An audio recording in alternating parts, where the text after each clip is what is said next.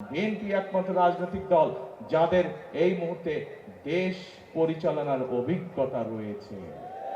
এই মুহূর্তে বিএনপি একমাত্র রাজনৈতিক দল যাদের সামনে পরিকল্পনা আছে, যাদের সামনে দেশ এবং জনগণের জন্য কর্মসূচি আছে, এবং সবচাইতে বড় ব্যাপার, বিএনপি একমাত্র রাজনৈতিক দল যাদের এই মুহূর্তে দেশ পরিচালনার অভিজ্ঞতা রয়েছে।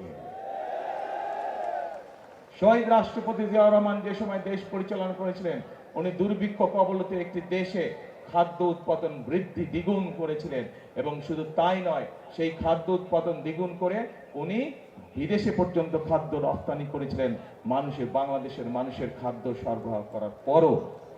দেশনেত্রী খালেদা জিয়া যখন দেশ পরিচালনা করেছেন, উনি বাংলাদেশে এত শিল্প কলকারখানা তৈরি করতে সক্ষম হয়েছিলেন, বাংলাদেশের মানুষের কর্মসংস্থানের ব্যবস্থা করেছিলেন।